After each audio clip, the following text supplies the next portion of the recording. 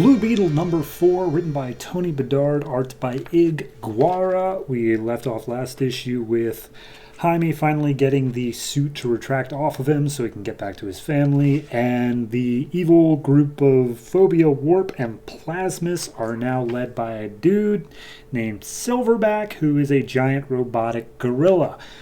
So your normal issue, pretty much. This issue picks up. We are following Paco, who has been on the run from these things for, I guess, a day now. He's returned to his gang, I guess, named Chuco 13. And they're like, wow, Paco, you are messed up. How's it going, man? He's like, I just need a beer. I just got it. And I'll tell you the whole story. I'm like, hey, did you get here in a taxi? What happened to your car? And he's like, that car is toast, man. I'm never going to see it again. And then a portal opens up, and his car just comes out and crashes into the pool outside, followed shortly by the group of evildoers. And they're like, all right, we are looking for the owner of this car, and we believe him to be here. And then, like, the gang leader pulls out a gun. He's like, don't worry, Paco, we don't rat out our own.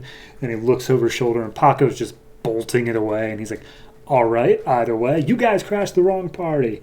And they start trying to fire off shots at him. And he's like, all right, well, try to ask nicely. Phobia, would you mind? And Phobia comes in, and she just, like, makes all of their fears become realities in their eyes, which I guess is her power. And then they drop through a portal real quick so that as they start shooting out of fear, they're all just shooting each other. Then they drop back in, and he picks up the gang leader, Plasmus, I think, and he's like, oh, you have less than a minute before the acids on my skin burn through your neck, so you better answer Silverback's questions. And Silverback is like, okay, Paco, he stole the Blue Beetle, a powerful Mayan artifact, and he just gives a full explanation to this guy who, like, we are not gonna meet again. And he's like, you better tell me where Paco is, or else I'm gonna kill you and everybody you've ever known. So then we got over to Jaime's house, and his mom is freaking out because on his back is the Blue Beetle, and it looks like a tattoo, like, on his back. And his mom's like, you got a tattoo? You said you and Paco got attacked, but you got a tattoo instead? And he's like, Mom, this is a temporary tattoo for a school project. And he's like, you are lying, Jaime. He's like, Mom, I don't want to lie to you, I promise you that. And he's like, well, start telling the truth. And as he starts trying to explain what happened, the Beetle's like, nope, no, sorry, the Scarab was like, nope, not gonna let you. And so he starts making him, like, cough and vomit like he did before. And then he's like, why won't you let me tell my mom? And the Scarab's like, it is for her own protection. And then the dad comes in right behind, and he's like, what is that on your back? So apparently he's driven into school by his dad, and his dad's like, oh, they're going to get that laser removed, and you're going to be paying for it. And I hope it hurts like hell. And he's like, I'm sorry, Dad. I didn't mean anything. So then he's talking to the Scarab, and he's like, look, you have to start working with me, all right? And the Scarab's like, what do you mean? And he's like, let me talk to people and, like, try to not be such a dick all the time. And he goes into the bathroom,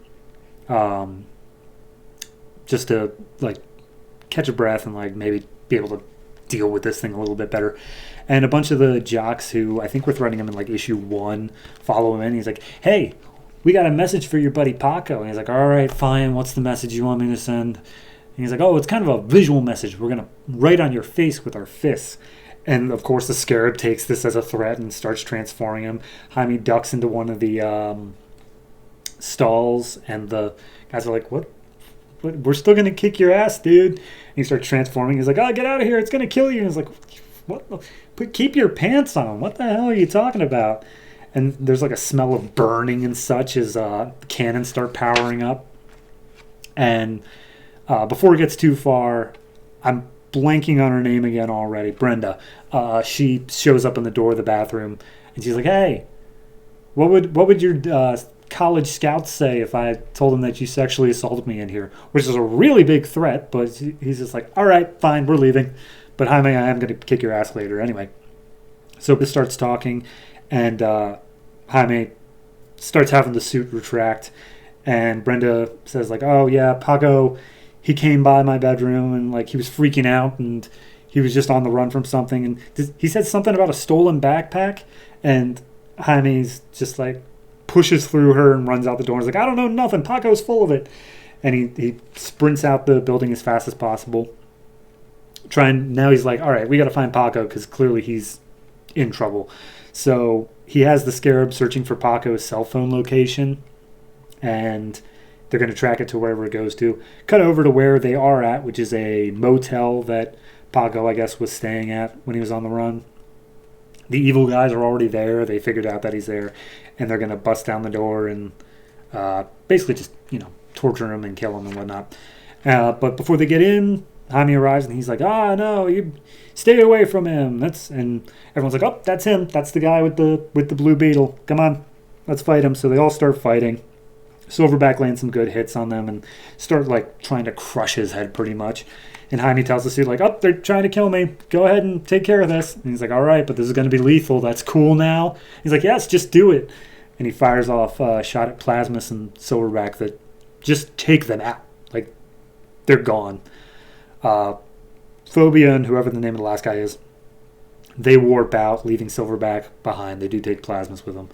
And they do a scan on Silverback, and apparently he's not human, but he does have like a human brainwave inside of his Silverback. I don't know. I'm assuming he's dead. If he comes back later, we'll deal.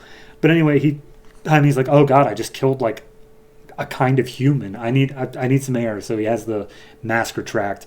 And at that moment, Paco comes out, and he's like, Jaime, that's you inside that suit?